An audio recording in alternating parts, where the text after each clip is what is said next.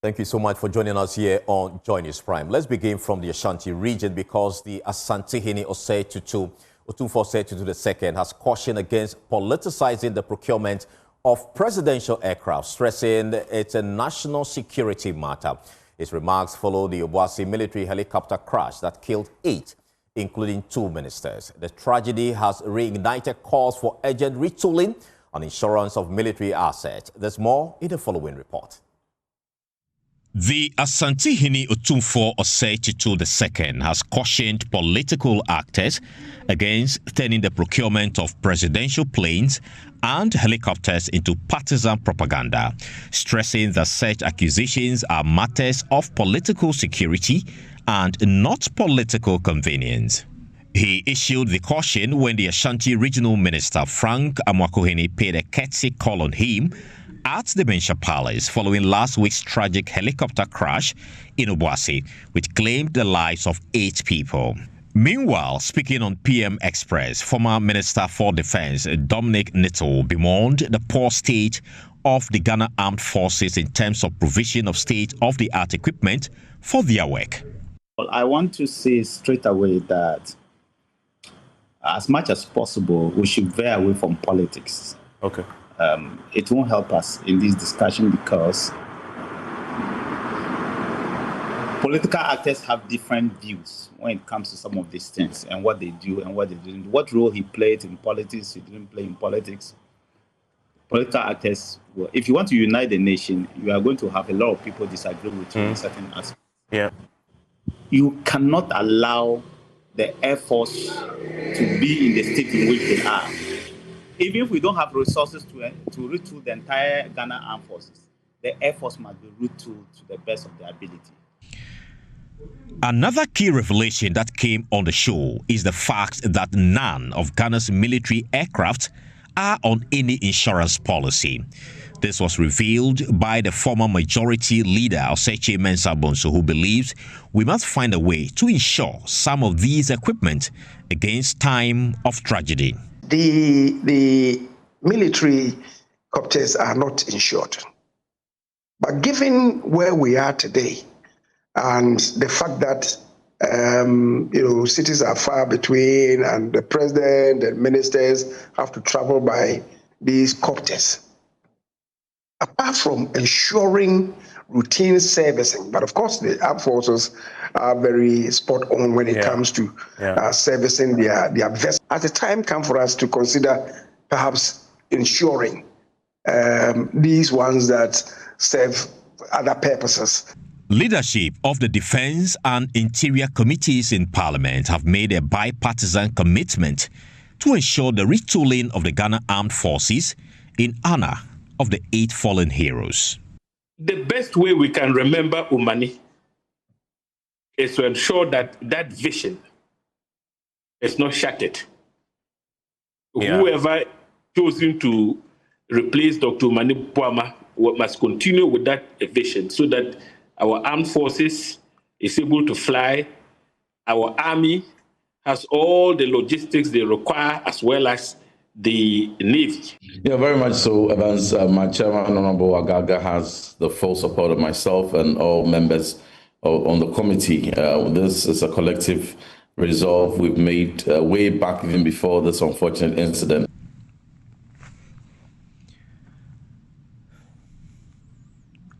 As the nation mourns its heroes, the message is clear. Beyond politics, Ghana must act to equip its forces and protect those who protect us.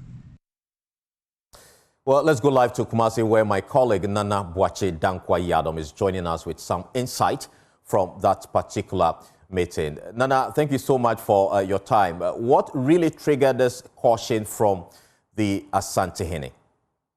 Well, it was during the visit of the Ashanti Regional Minister, Frank Amwakohene, and his entourage to the Mensha Palace to formally inform the Asantehene of the passing of the 8 individuals who were on their way to Obuasi for that event. The Asantehene then used the opportunity to caution political actors against politicizing the purchase of helicopters, saying that in previous years, the purchase of these helicopters for the Ghana Armed Forces And in fact, the use of presidential jets have come against political attacks. And this time around, with what has happened, we are to make sure that whatever steps that we are taking to purchase or procure these new aircraft must not come with any form of political controversy. Right. So did he also touch on Galamsey? Yes, he did. He says that with this incident that has happened, we must be triggered and make sure that the fight against Galamsey, we win it as a country. He says that this must serve as notice to government and anybody involved to make sure that all the necessary steps we need to take in tackling illegal mining is done at first hand. And what was the reaction from the Ashanti Regional Minister? Well, he also took this very well. He took the caution from the Asantehene very well, saying that government has set up a committee to investigate the incident that happened at Obuasi. And if it comes up that we need to procure these new helicopters and even look into the presidential jet, it will be done without any form of political controversy. And finally, before I let you go, any update on the Asantehene's funeral so far? That is scheduled. The 1 week observation is scheduled for the 21st of August. Preparations are underway. It will be held at the forecourt of the Menchia Palace. As I speak to you, the palace has been decorated with black and red, indicating that the Ashanti Kingdom is mourning the passing of the 14th Queen Mother. Thank you so much, Nana, for those updates. Well, all is set for tomorrow's state burial for the 8 individuals who tragically lost their lives in last week Wednesday's helicopter crash. At a press briefing earlier today, the police announced a comprehensive plan to ensure adequate security to manage anticipated traffic congestion and maintain order around the event grounds. Now, authorities also revealed that towing vehicles will be deployed to remove any improperly parked cars that obstruct movement. Maxwell Agbagba has more in the following report.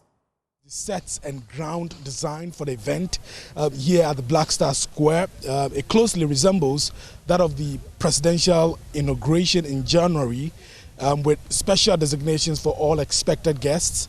The only colors I see here are black and red. We're told that access to the inner perimeter will be restricted. So if you do not have accreditation, you cannot get access to the inner perimeter where I'm standing tomorrow. It's going to be restricted to the burial party and then also to camera technicians who will be positioned behind that barricade that you see there to be providing the relevant shots. All institutional tributes from the various institutions that our departed comrades work with or associated with will be read during the pre-burial period before 9 o'clock. After the service, the bodies of the 6 that are yet to be buried would be conveyed to the military cemetery at Chado for burial. And there as well, the Ghana Armed Forces, together with the churches of the 6 departed comrades, would take charge of the burial ceremony at the military cemetery. A number of companies and individuals have made some donations of items, water, drinks, floral tissue, and other things to the government for this funeral. And he has directed that all those items should be delivered to the 8 families. So right from this morning, we're beginning the distribution of the items that we've received from a number of companies. We can hear from Air Commodore Okai, who's been providing details about how the event is going to be military-led, but with civilian assistance. Service will essentially be military in nature. The Ghana Armed Forces has the responsibility of moving our fallen heroes from the morgue to the Black Star Square and then to the military cemetery after the funeral service. The service will be led by the chaplaincy of the Ghana Armed Forces. Here, I'm at the Black Star Square. Tony Prince Tometi here with me. You're welcome to Joy News. Thank you. Okay, great. Can you give us an idea of the setup? It resembles what we had for the presidential inauguration. It does resemble what we had, but this is a little more intimate. We're closer than what we had before. Okay. Just so we can, we can all be together a lot more. Yeah. Okay. So this is the presidential days, I want to believe. Correct. That's it. In the middle, to the left of it will be the days for the area for all the pastors and the clergy, really. And yes, on this side you'll still have some VVIPs to the right. Okay. And then we're probably going to have the families and of, our loved ones, our dearly departed, be on that side. And then every other, the army band is going to be there, the choir choir is going to be there as well. Okay. And then every other place is going to be designated for different people from government and the general public. Yeah. Okay. How long did it take to bring this alive? We've been here since Monday. Yeah, we've been working since Monday. Well, the Director of Research, Education and Training at the Police MTTD, Chief Superintendent Alexander Kweku Oben, says key access routes leading to the Independence Square will be managed to prevent congestion. He also says towing vehicles will be deployed. That there is free flow of traffic in terms of mourners, family members, and all that have everything to do with this occasion. In light of this, there are certain roads that are going to be managed. So from tomorrow morning at about 5 a.m., traffic police officers will be deployed to manage traffic that are coming from Laboni and Osu through the Independence Square to the Central Business District. What is it is that we will ensure that there is no congestion. And so as and when we view and see that traffic is compounding, certain traffic diversions have been made to deliver these traffic services to routine commuters and residents around Independence Square. Those on La Road, when the road is blocked. Well, the government of Ghana has officially extended an invitation to American experts to aid in ongoing investigations that will unravel circumstances leading to last week's tragic crash resulting in the death of 8 persons. President Mahama, in his address to the nation, assured of leaving no stone unturned on what may have been the exact cause of the tragic incident. Now, speaking briefly to the press after signing a book of condolences at the Ministry of Foreign Affairs, the sector minister, Samuel Okudzeto-Ablakwa, who doubles as a member of the Armed Forces Council, revealed that an official invitation has been sent to the American people to aid in the investigation. And confirm to you that on the instruction of His Excellency President John Dramani Mahama, we have formally requested the Americans to come in and assist. We all know that they have considerable expertise when it comes to these matters. And so the indication we have received from the Americans is that they are very much willing to assist. We think that it is important to bring in independent experts to ensure that the outcome of the investigations will be acceptable to all, so that there will also be confidence in the process. Nobody has anything to hide, and it is important that this process is done in a very thorough manner, in a manner that will be at par with best practice, the international gold standard. That is what President Mahama wants us to achieve. So I can assure you that our note verbal has long been issued. The Americans have responded, and we are expecting the arrival of American experts soon to help us with the investigations. Why not? The Z-9 helicopter, we understand, is Chinese-made. Have you also reached out to the Chinese government? You do know that I am a member of the Armed Forces Council and the National Security Council. And so I can confirm to you that the Chinese have already been contacted and the manufacturers are standing by. Indeed, the thing we have received from the CDF, where the black box as it were made available to the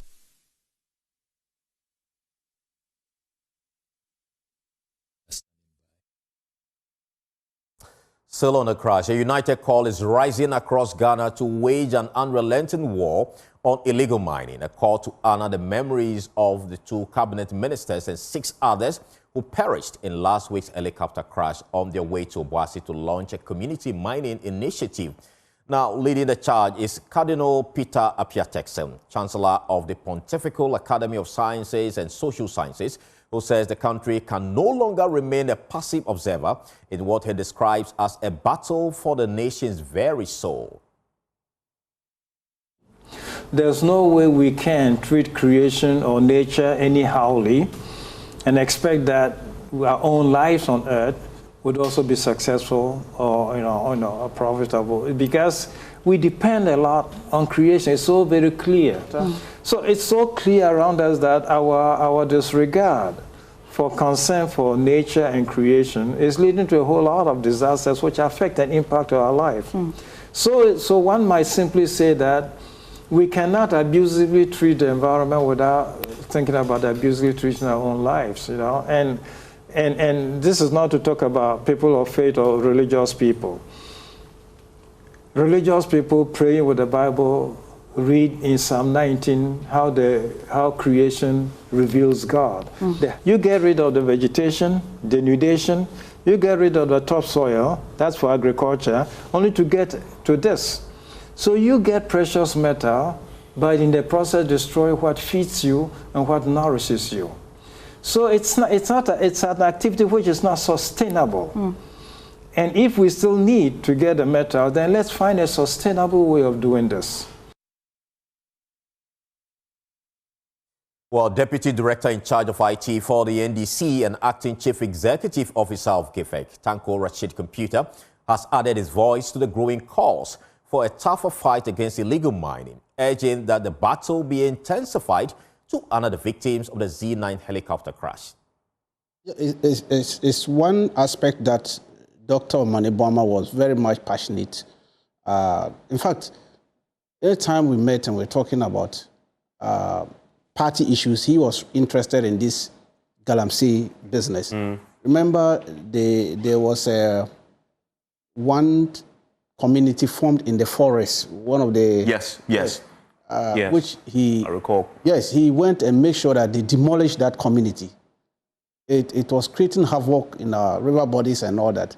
That was one of the first things he did. A lot of people were not monitoring that. Because Omani... So he was behind the raid that led to the discovery of the place, but also the arrest of the people in the forest. It was Omani. The man was a master planner. The thing is that Omani was not interested in cameras. That was the type of person he was. You're still watching JoyNews Prime with me, Carlos Kaloni. We'll take a short break. We'll return with more. Please stay.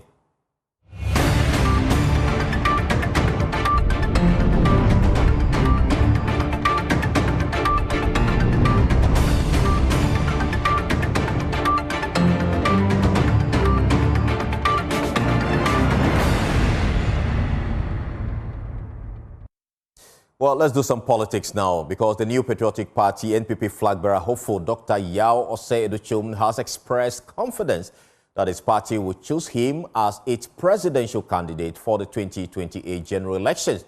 Addressing the media after receiving the party's nomination forms picked on his behalf by his supporters earlier today, the former Education Minister, Dr. Edochum, emphasized that the party's victory in 2028 would mark the beginning of a transformative journey. A journey that began many years ago has now gone to a place where we are on track. We are on track. And by the grace of God, my party, I believe, will vote for me and make me the flag bearer of the New Patriotic Party.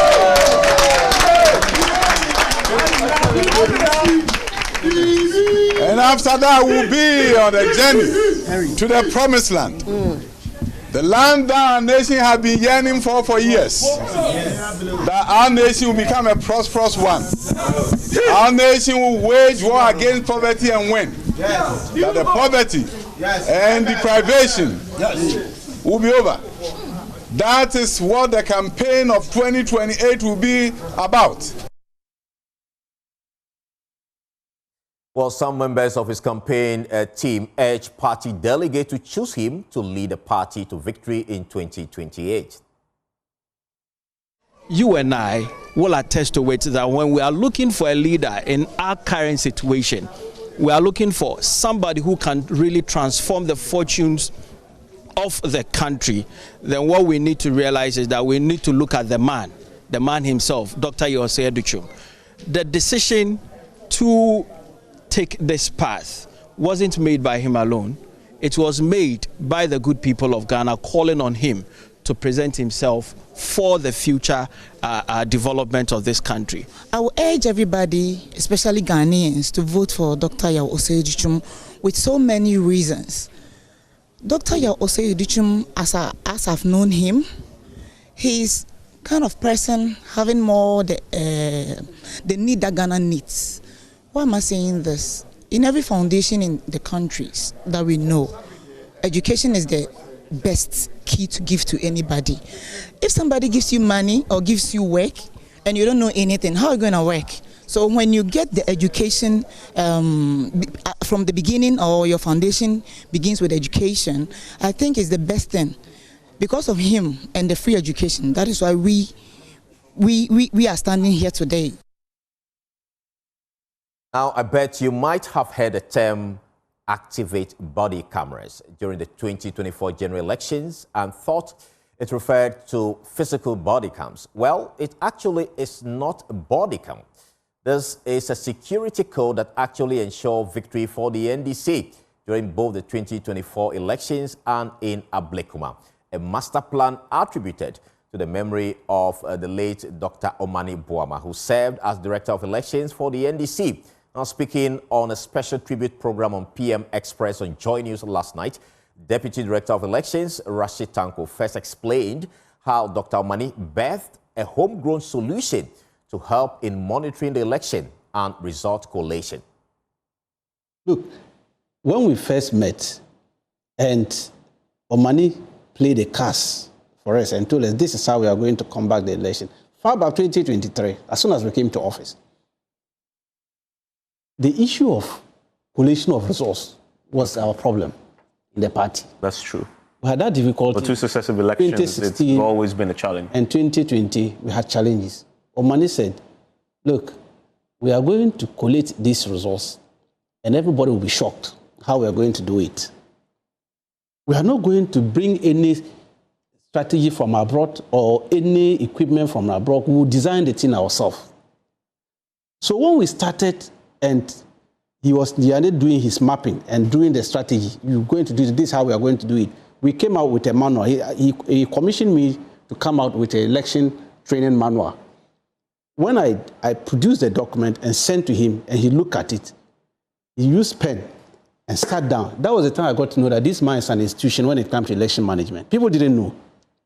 He looked at it critically and said, look, yes, you have the idea, but this is how we are going to do it. This is how we are going to combat it. Then we came out with a manual for the election. That was a game changer. Look, this election results that we collated, it was the brainwork of Dr. Omani Boama. He sat down with our team and then we designed some simple strategy. Simple thing. And here's how the term activate body cams was birthed and how it secured victory for the NDC. Cameras thing was a code. So you only need to be a member of us for us to give you the tools to decode the meaning of that body camera. It's not a normal camera that you people are seeing. Okay. It's a strategy. I see. Yeah, it's just a code that he designed and said, look, midday, when the going is becoming tough, this is the strategy we are going to deploy and confuse the NPP and all that. So as soon as we realized that in the afternoon things were going the way we didn't want it, we activated that code. So when the announcement came that... Yes, activate body cameras. Body all our men in the field, because we had deployed men from different areas to different places at strategic location, and it was his instrumentality. So you see us pick somebody, a professor or a lecturer somewhere, train them properly, and deploy them to locations outside their jurisdiction, and give them the code that at this point, as soon as you hear them activate the body camera, change the strategy. This is how you should do it. Let's now take you to the presidency, because the presidential envoy on interfaith and ecumenical relations, Officer Friyankra, has defended his office's decision to receive prophecies for review, stressing that this is only one of its many functions. In an interview with JoyNews' Maxwell Agbagba, he disclosed that more than 200 prophecies have been submitted so far, some of which he says lack substance and will not be considered. The envoy released the statement after some prophets claimed they foresaw the recent helicopter crash that killed 8 people. There's nothing strange about assessing the prophecy, whether there is substance in it, because some definitely will be chaff. There's a lot that is coming that is chaff, complete bogus, that will be thrown into the dustbin. But there may be a few that may have some substance, and then you, if you need to speak to the people for further clarification, you do that. However, we had a crisis on our hands. In the midst of this, when families were grieving and were all traumatized, they are telling us that there's more going to happen. More planes are going to fall. More, and then people think we should just leave it and allow it to go as business as usual. Respectfully, I disagree with us. People can disagree. I have a very strong view about this matter, that there was a need for this intervention to bring some order, you know, so that people will not say, oh, we saw it, well, we didn't have the opportunity. We are giving you the opportunity so that if there's a need for us to do something about it, then we will do it. Yeah. Have you received any so far? Oh, plenty. Oh my goodness! There's somebody who is a dedicated volunteer who is, you know, and then. Can you put a number to the number of? Oh, I don't want to. I don't want to. But it's plenty. Believe me. More than 200. Oh, it should be more. You know. 500. Like I said, I don't want to play the numbers game. Okay. But what I'm saying is that, by and large, 70, 80% is not of no substance. Okay. Then you look at the rest, the 20%, and then you sift through, and maybe 2, 3, 5% may deserve some further probe. So it's not a full-time job or office that has been set up solely to receive prophecies. That's not how it works. Well, he clarified that the office was established to handle a range of responsibilities beyond reviewing prophecies. Letter about 2 weeks ago. Yeah. So people haven't heard about the appointment, people didn't know about it, people didn't know about the office. So that alone was a problem. And then when the statement came out, we did not define the office, because that was not the purpose. And so, for good reason, maybe some people felt that, oh, an office has been set up solely to collect prophecy. That's why you saw all those memes and all that. But I took it in good faith. It's part of the adults of the job. But importantly, the office is meant to coordinate with all the various religious bodies, Christian, Muslim, and other faiths, and to help foster unity and oneness in the country, both locally and across the sub-region. And unfortunately, within this period when the country is grieving, you have situations where people say, well, we foresaw it, but we couldn't get access to officialdom. Okay. And can you imagine, my name is my brother, well, close. Somebody says, look, I tried to call him, I saw the videos, whether it was really before, he says he saw it. Maybe, oh, bro, Charlie, this is before we hear, maybe go by road or something, we wouldn't be here today. So it's within that context that we said, look, if you have a prophecy So it's not all prophecies. It's not even all prophecies about state officials or even the president. We're saying that those that are sensitive and delicate.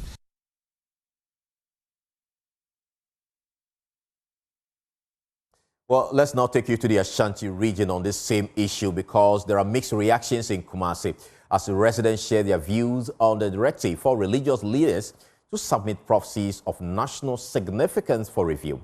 While some believe it's a necessary step to prevent panic and ensure accountability, others feel it infringes on religious freedom and undermines spiritual authority. Here's what some Kumasi residents have to say. Should religious leaders be required to submit prophecies of national interest for review? Today we are out getting the public's reaction to the latest directive from the Office of the Presidential Envoy for Afterfaith and Ecumenical Relations. Let's hear what the people have to say. I think that we need to sanitize it, but as a way that every prophecy must be channeled to one area. For that, as I sit here, I disagree with that. But I think that there must be much education through the Christian Council, Ghana Pentecostal and Charismatic Council, and through the various religious bodies as to how we should communicate it, in that we will not bring what we call the fear and panic. I think government is trying to create a platform where people will not live in fear and in panic. And I like the idea that the president is opening his arms to allow men of God to have a role in governance. I mean, there are right procedures you can go through to reach people with prophecies and all that. But for you to come out and say all these things and then later on seeing that it happened just as you said, I mean, it's not good. You wouldn't want to see people go through bad things because you said it. How can a prophecy be sent to the government? Nah, what do you think? You should keep it to yourself, or you should just call the person in private and tell the person this is what you see. You don't have to just go to the government and tell the person that you are going to die tomorrow. Nah. Debbie. And man, so almost so. Roman fathers who, Anglican fathers who, Methodist fathers who. This a year so for our son now. You'll be better to one buy na Yahuyen, one more. The debate around prophetic accountability is just heating up, from strong support to resistance. Some Kumasi residents have shared their thoughts, and they are loud and clear. For Joy News, Erabna Akwe, Kumasi. Because commercial transport operators in Ghana are up in arms over the deplorable state of the Pokwasi-Nsawam Road, which has become a nightmare for motorists, commuters and residents. The Ghana Private Road Transport Union, GPRTU, the Ghana Road Transport Coordinating Council, GRTCC, and other transport groups are demanding immediate action from the Ministry of Roads and Highways to fix the road. The Pokwasi-Nsawam Road is a critical corridor connecting Accra to eastern, Ashanti and northern regions. It has deteriorated so badly that it's nearly impassable. Now, the poor condition of the road is causing frequent vehicle breakdowns, which high maintenance costs and shortened vehicle lifespans. In a recent meeting with the Minister for Roads and Highways, the operators were assured that the road would be fixed within 6 weeks. Have a listen. When the project was awarded, it's multi-million-dollar, but there's no dedicated source of funding. So government in the past paid part. The contractor was not on site. And when it started raining this year, you saw the frustration. And rightly so, we know drivers, community members, everybody was unhappy. I met some of them in my office and to hear their frustration. They are not in it alone. We are all in it. If I'm going to Kumasi by road, where else would I pass? So I'm a victim as well. So we wanted to take an action. And I must say that as we speak, the contractor has been paid some money currently. And I am expecting that the contractor's activity on site must pick up quickly, because I know we have paid some part of his bills to them. And today, I can confirm that some payment have been made to the contractor working on a Fancore project, and we expect that the activities on that side should pick up so that at least we can create a safe passage for the motorists whilst we work towards completing the rest of the project. Well, Joy News' Michael actually has just returned from that stretch of the road and joins me in studio. Mike, can you paint a picture about the deplorable state of this particular road that we're talking about? But then, on where or the kind of vehicle that you are using will also possibly determine the level of discomfort that you have to endure on that section of the road. I mean, if you're using Daewoo, Matiz, or you're using of those Vits, the smaller vehicles, I mean, if you ask me, I asked you to park your car, you're better off walking. But if you're on, say, possibly a heavy-duty vehicle, VIP buses and the likes, you might enjoy some bit of comfort along the road, right? But when you get to satellite, I mean, you definitely have to still disembark at some point. That's a large pool of water sitting in the middle of the road.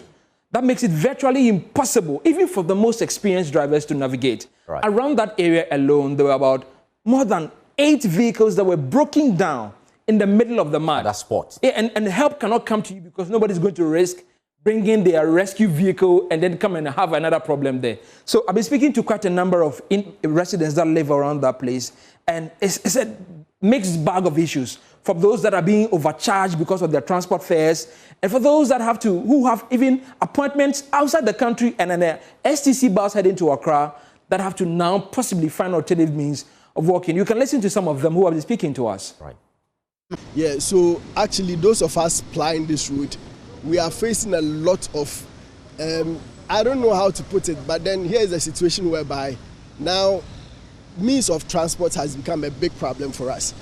And now what they do is, because of the bad route, they pick passengers from Accra or wherever they are, they bring you to Amasaman, then they alight everyone. And when you drop down, they charge extra fare to Ensaum straight, irrespective of where you are going to drop.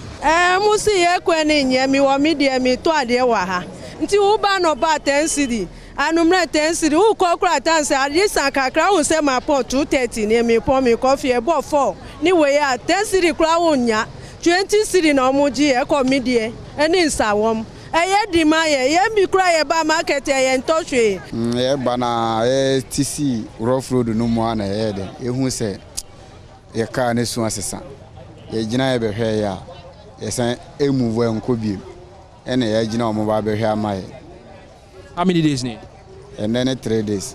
Makwajuma meba me drew sabi satellites. Kwan no ye hu ba bi e ka na efa. Ti me yamadwen se me balance kwan ne kakra. We yan sa atwe me. Nya me nko a sabi ka no so enkrofo wom. Na me na di ehun afufi. Be ye 2 o'clock ade ne happen and up to now. Me nya obi no abetwe me e na still me ne me passengers ye da so gu anum. Ana esi abeka me nyama nyina sai anu atache mama me antama les bibia sai entade ni nyina sai eti ye mesraban so amna me ye kwan ne mayen se passengers ma ene yenso ye ho kire hwe kwan ya ye nam so sanye ye sraban no o hwe mayen. Well, let's also speak to the Ghana Road Transport Coordinating Council, GRTCC. Its national chairman is Alhaji Tanko. Grateful for your time here on JoyNews Prime. What has changed since the last time you had the meeting with the sector minister? The meeting of the sector minister, he promised to do the road by 6 weeks. But we have waited up to now. He didn't do anything. Nothing at all? Nothing. That didn't hear the people are telling you what is happening to them, the drivers and the passengers. You hear what they said. How is this? The road is not good. The road has now is condemned. If we continue to apply that road, maybe we will kill some people. And we don't want any disaster to happen.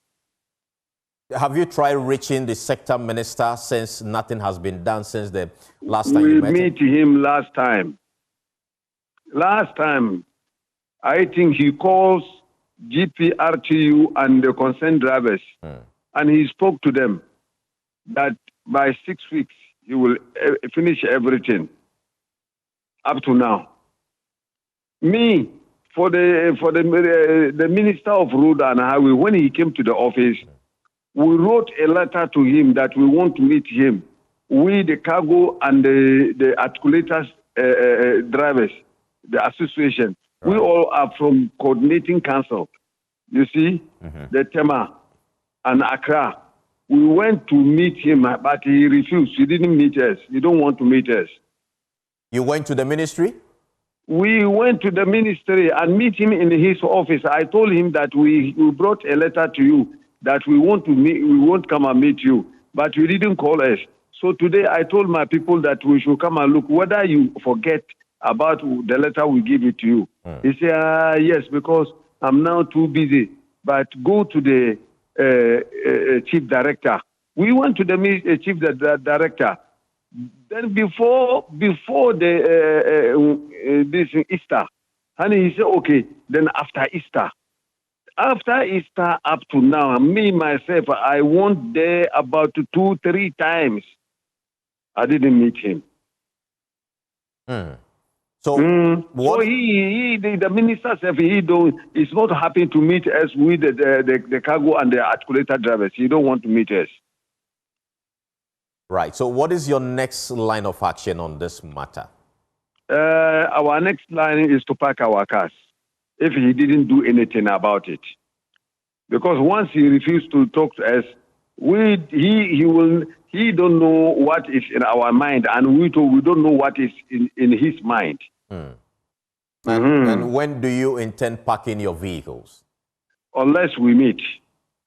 Because today, when we make the communique, we are many. GPRTU, Ghana Road Transport Coordinating Council, and then the rest. We come together.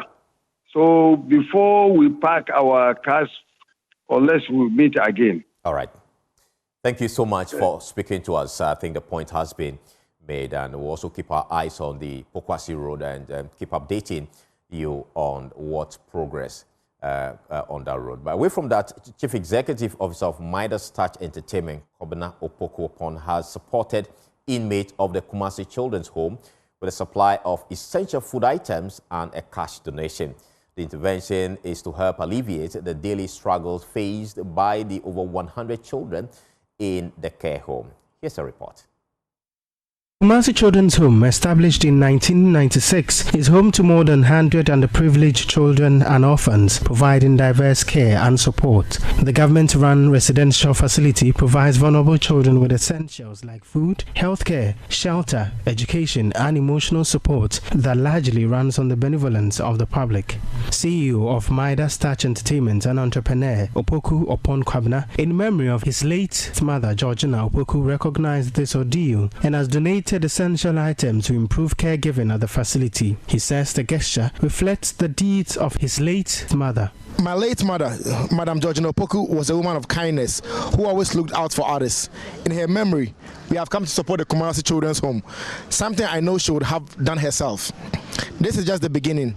I invite everyone, individuals, families, and organizations to join us in giving these children the care and the hope they deserve.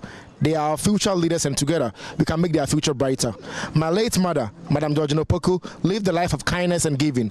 Today, in her honor, we support the Kumasi Children's Home because she believed every child deserves love and hope. Let's all join hands to keep that hope alive. The Kumasi Children's Home, through the donation, was presented items such as rice, cooking oil, toiletries, bottled water, stationeries, beverages, and cash amount. The home managers of the Kumasi Children's Home, Mabel Penaman Boama, says the intervention is timely. On behalf of the case management and staff of Kumasi Children's Home, we say a big thank you to Opoku family. Yes, as you rightly said, my mother was kind-hearted and you want to continue with her good work. Therefore, the children are also grateful and they say, God bless you, replenish whatever you spent on them and protect the entire family. Apart from the donation, Opoku-Opon Kwabena with family and friends familiarized with the underprivileged children, leaving them with smiles. My mom was someone who was a giver, she was a staunch Christian, and she loved to give to the needy. The main reason why we came is we want to actually continue her legacy. She always has love for kids, the needy, and she's always advising us to give. Friends and loved ones, including award-winning musician Jackie Committee and Rough Town Management also offered a pep talk with the children. It's gratitude, and then it's always a blessing to give to these amazing kids that we have here. For Joy News, my name is Clinton Yeboah. Well, we'll take a breather. We'll return with Showbiz. Stay with us.